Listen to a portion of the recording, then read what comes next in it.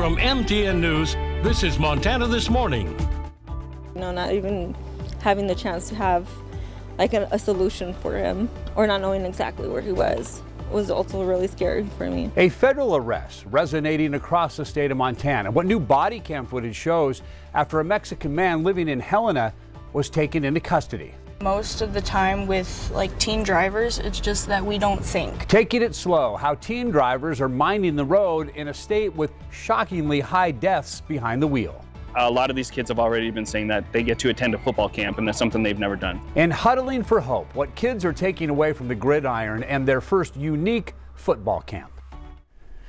Those stories and much more coming up in the next hour. Good morning. Welcome back to Montana This Morning, or if you're just joining us, welcome to Montana This Morning. It is Friday. We got there.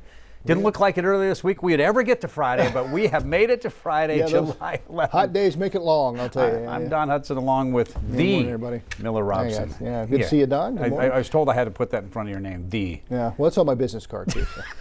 There all right, you go. Take a look at the sunrise this morning. Oh, somebody's chilling up on the little birds. Magpies? Yeah. Something? Nice to see that we got their fairer side on the camera this morning. Well, they turn around. Come on, make you famous. Yeah. All right, so let's take a little step back in time yesterday. It was still a lot hotter than average, about 6 degrees above the norm, our high getting up to 92. Don't worry, we'll be below average today. Now, we may get a little warmer than anticipated because we are going to have a lot of sunshine, but it's going to be a beautiful, pleasant day today, and then we're going to get hot across the weekend. Our low of 64, about 5 degrees above the norm. A bit windy yesterday, had gust 41 at the airport. Still seeing some stronger winds this morning, especially across the eastern plains as that low pulls away. That should simmer down as we go along this afternoon. Moisture totals a bit in the hole for the month, but we're still doing great for the year. We're going to show you the drought monitor a little bit later on this morning, and we're in fantastic shape here in Yellowstone County with that. So we still have some lingering showers around Sheridan, also around Miles City this morning. The rest of us, for the most part, looking pretty good. Maybe the odd shower this morning here in Billings, but that should be about it, with temperatures in the 40s and 50s, even some 60s over across the eastern plains and northern parts of Wyoming. Right now here in Billings, sitting at 59, humidity at 62%, winds out of the northeast at about 10 miles an hour. So a beautiful day on the way today, and then we're going to get hot across the weekend. Take a look at that forecast for you coming up. Yeah, well, that forecast is for the birds. Clearly. Right on there. But you never notice a bird can always see the great sunset and sunrise because they can go to wherever. They're lucky. Yeah. Well, they're in the right place this morning. It's gorgeous out there in spots. All right. Yeah. Thanks, Miller, very much. Yeah. Our top story takes us to Helena and Missoula with continuing coverage. New body camera footage released just yesterday shows the moment police in Helena stopped and detained a Mexican man who has been deported a number of times. Now, this happened just before ICE agents stepped in, and then he was arrested by immigration authorities. Now, on Thursday, Christopher Martinez's attorneys argued in a Missoula courtroom that their client's detainment was unconstitutional and is unconstitutional. However, the government claims he has a record of entering the country illegally. MTN's Jonathan Ambarian was at that hearing and has the latest. Christopher Martinez was in attendance for what federal attorneys call a standard immigration case, but what his attorneys say was egregious racial profiling.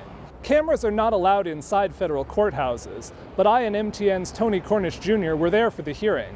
Martinez was brought in handcuffs, but was let loose and embraced his wife and children before and after the hearing. For me, it was scary, not even having the chance to have like a solution for him, or not knowing exactly where he was also really scary for me. Martinez's attorneys argue his detention was a constitutional violation. Helena police were working with immigration authorities to find 2 other men with warrants for their arrest. And his attorneys say the only reason they stopped him was because he was Latino. If this unlawful detention is not challenged until immigration proceedings commence and are finalized, then it essentially destroys any opportunity for Christopher to obtain relief on his unlawful detention, because he will have been in detention during that entire time.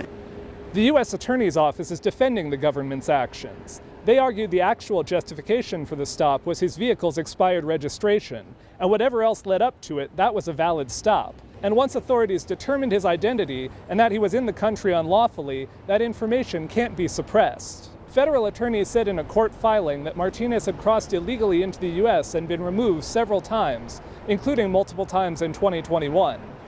They also said he had been arrested in Helena in 2023. MTN found a written citation from Helena police, which said Martinez assaulted his wife. That charge was subject to deferred prosecution and later dismissed. Judge Dana Christensen questioned whether he had the authority to take the actions Martinez's attorneys are asking. Federal attorneys said these issues can be brought up in immigration court.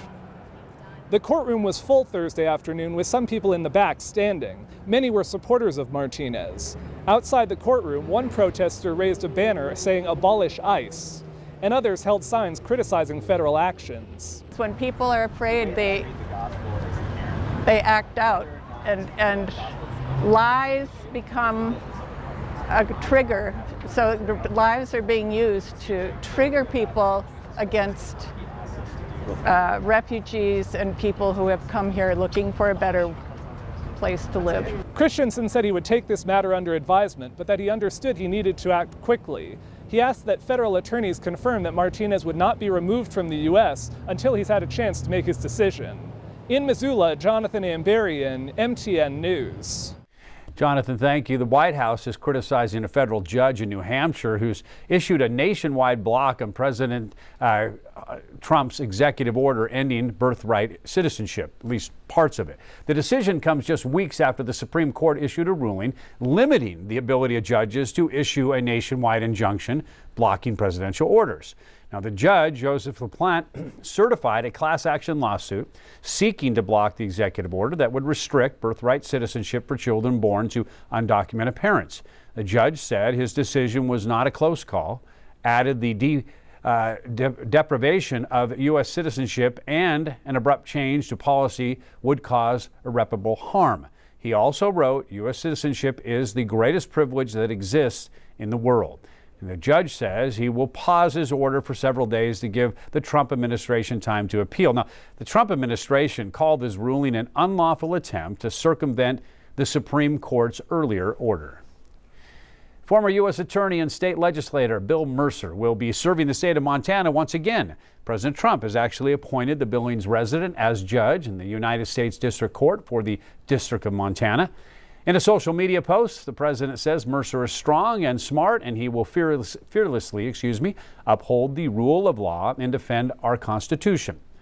Now, U.S. Republican Senator Steve Daines, Tim Sheehy actually released a joint statement praising the Mercer appointment, saying, quote, "We congratulate William Mercer on his nomination to serve as district judge for Montana.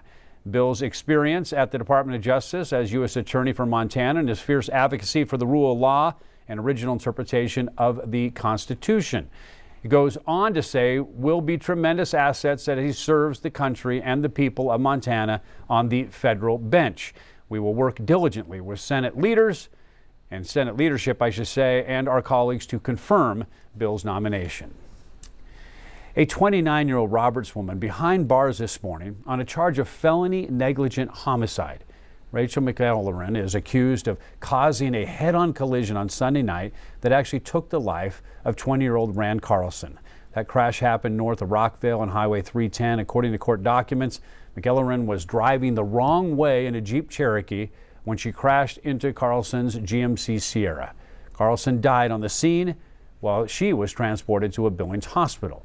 Documents say that she made, quote, excited utterances to EMS indicating that she had intended to crash her vehicle.